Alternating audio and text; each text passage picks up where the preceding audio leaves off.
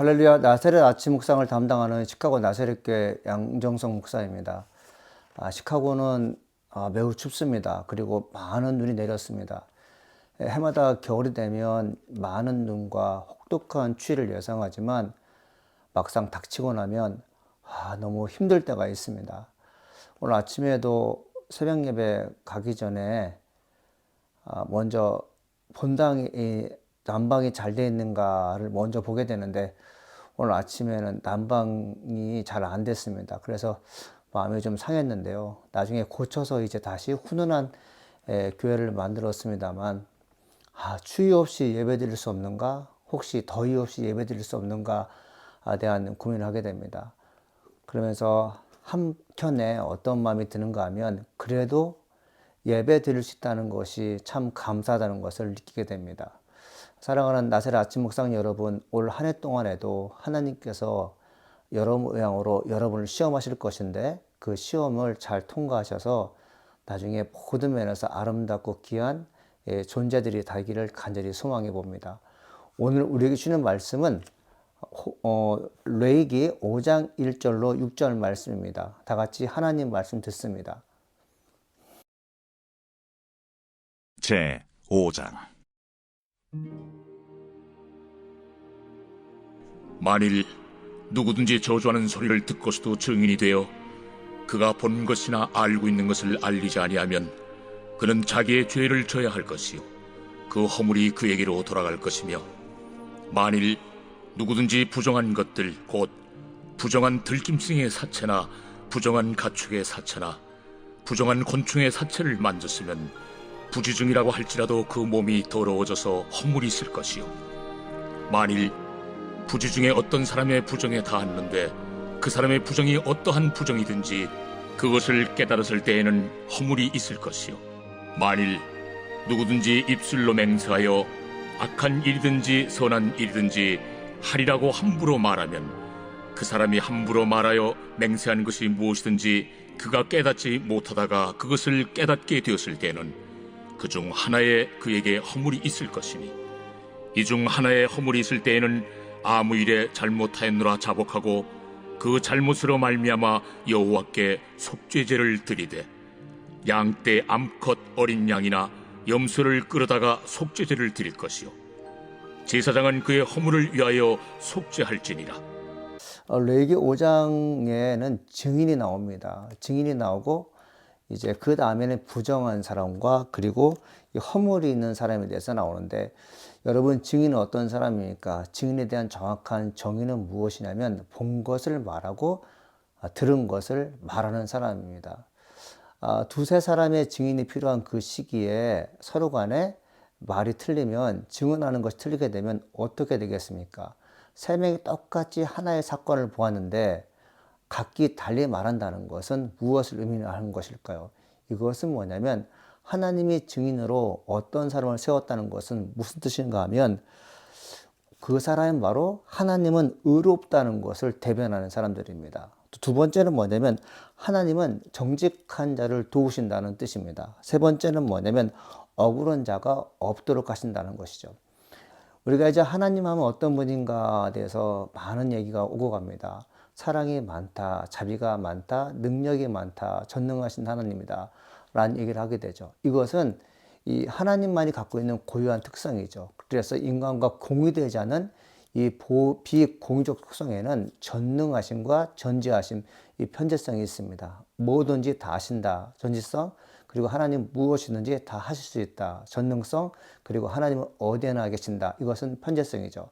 그 다음에 하나님이 우리와 함께 공유하고 싶은 것이 무엇이냐면 하나님은 공의롭다는 것입니다. 하나님은 정의롭다는 것이죠. 이게 공의와 정의는 무엇이냐면 하나님의 뜻이 이 땅 가운데 실현되는데 누구를 통해서 실현되는가 하면 사람을 통해서 실현되게 됩니다. 그 사람은 어떤 사람일까요? 하나님 말씀을 들은 사람들, 하나님 말씀을 전하는 사람들, 이 사람을 통해서 이제 하나님의 공의와 정의가 실현되는 거죠. 여러분, 하나님의 공의와 정의가 실현되는 곳에는 핍박과 고난이 있습니다. 그럼에도 불구하고 자기 목숨을 아끼지 않고 본 것을 말하고 들은 것을 말할 수 있는 사람이 진정한 증인이고 진정한 하나님의 사람인 것이죠. 레위기 5장에 등장하는 증인은 어떤 사람이냐면 불의한 일에 억울한 일을 당한 사람, 그 사람에 가서 도우라는 것입니다. 여러분, 우리가 이제 성경 곳곳을 읽어보게 되면 불의한 재판관이 나오고, 그리고 자기 마음에 드는 예언하는 사람들이 등장하게 됩니다. 이것은 정의와 공의와 어긋나는 것이죠. 성경은 그런 사람을 통해서 어떤 사람이라고 하냐, 부정한 사람, 허물이 많은 사람이라고 얘기하고 있습니다. 레위기 5장 전반부에 나와 있는 증인의 삶은 어떤 사람이냐? 하나님께서 하신 일을 대신하는 것입니다. 대언자죠. 어떻게 보면 이 땅이 하나님의 법이 온전히 실천되는 것을 많은 사람이 알리기 위해서 증인이 필요한 것입니다. 사랑하는 나셀 아침 묵상 여러분, 우리는 하나님의 증인입니다. 여러분이 본 것을 말해야 되고 들은 것을 말해야 됩니다. 예수 믿는 사람들은 예수님께서 나를 통해서 하신 일이 무엇인가 증언하는 것이죠. 그렇기 때문에 우리가 매일매일 순간순간 하나님의 은혜를 받으면서 사는 것을 권면해 봅니다. 우리는 하나님의 은혜 없이는 살 수 없습니다. 하나님의 은혜를 경험하는 것을 타인에게 얘기하는 것을 줄기하는 것이 증인이 되겠습니다. 여러분, 그 증인의 역할이 무엇인가 하면 허물 있는 자에게는 마땅한 벌을 주게 되고, 그리고 허물이 없는 자에게는 뭡니까? 억울함에서 벗어난 일을 하는데 아주 중추적인 역할을 하는 것이 증인인 것이죠. 이제 레위기 2장부터 이제 4장까지는 허물 있는 사람이 누구인가, 부정한 사람인가 누군가에 대해서 언급하고 있는데, 특별히 이전은 부정한 동물이 어떤 동물인가에 대해서 얘기하고 있죠. 레위기에 의하면 부정한 짐승은 만지도 말고 또 먹지도 말아야 한다고 얘기하고 있습니다. 그 다음에 이제 그 3절, 4절은 부정한 사람이 나와요.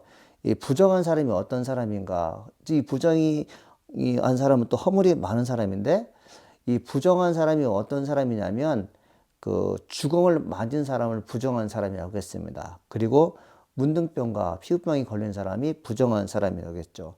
또 유출병에 걸린 사람 부정하다고 했고요. 설정하는 사람 부정하다고 했습니다. 여러분, 이 모든 영역에서 피와 관련되어 있고 사체와 관련되어 있는 것인데, 사체는 죄로 인하여 죽은 자의 결과물입니다.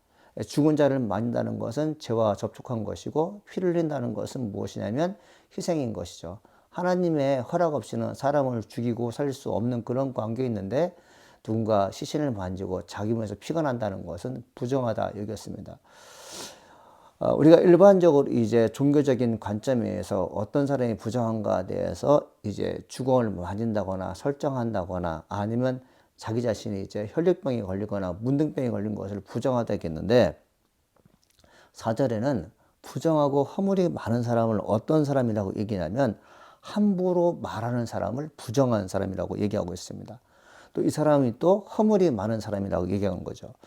여러분, 허물이 많은 사람, 부정한 사람, 함부로 말하는 사람인데, 이것을 풀이하게 되면 거칠게 말하는 사람입니다. 또한 생각 없이 말하는 사람이죠. 또 경솔하게 말하는 사람입니다. 여러분, 이 모든 것을 하나로 이제 축약해서 얘기할 수 있는데, 하나님의 거룩성을 무엇입니까? 손상시키는 사람인 것이죠.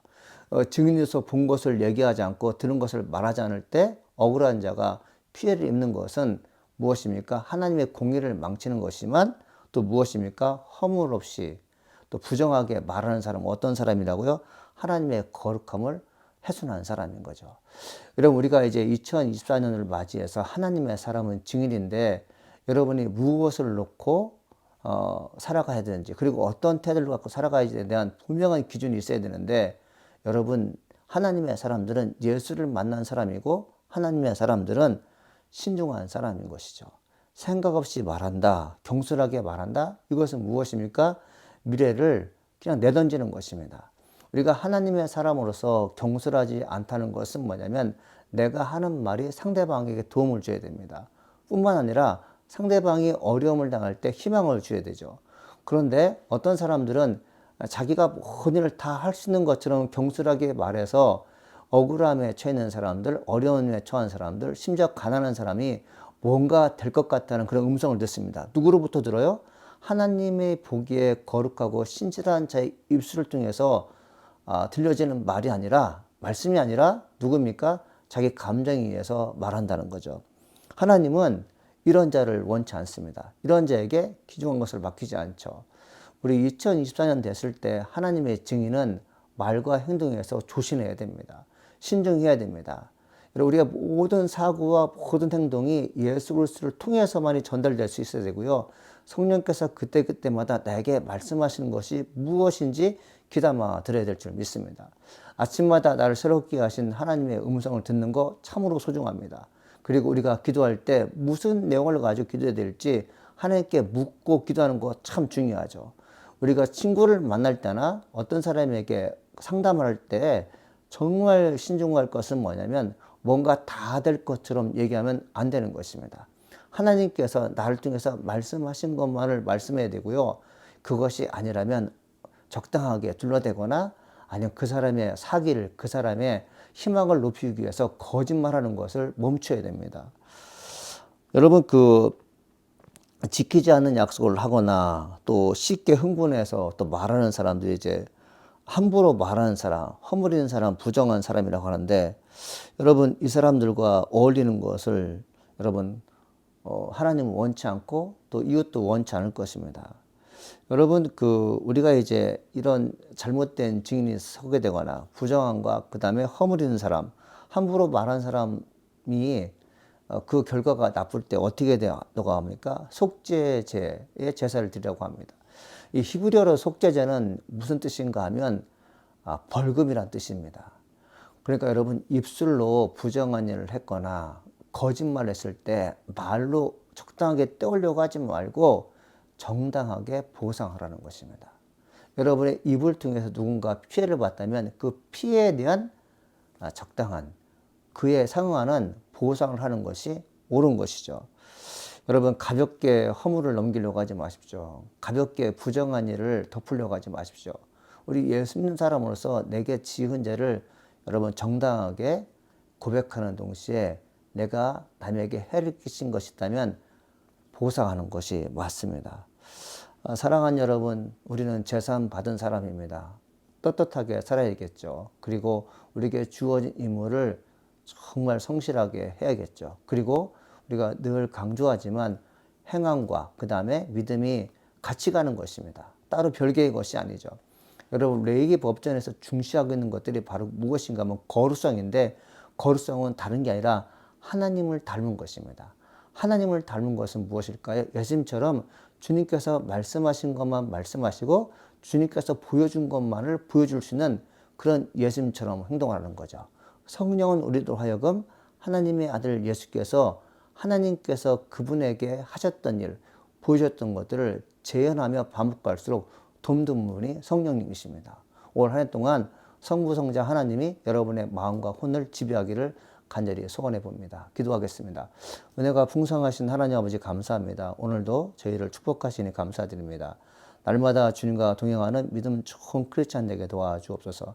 하나님의 사람으로서 정직한 말을 하게 도와주시옵시고, 하나님의 사람으로서 억울한 자의 누명을 벗길 수 있게 하시고, 하나님의 사람으로서 책임지고 모든 일을 할 수 있게 도와주옵소서. 혹 우리 가운데 말로 다른 사람을 상처 줬을 때는 그 상처 입은 자를 하나님 치유하며 치료할 수 있는 말과 더불어 하나님께 맡기는 것도 필요하지만, 우리가 손을 내밀어 용서를 구하며 그리고 그가 더 이상 아프지 않도록 선물할 수 있는 하나님 신실한 크리스찬 되게 도와주옵소서. 오늘도 주 안에서 승리하기를 소망하며 살아계신 예수님의 이름으로 기도합니다. 아멘.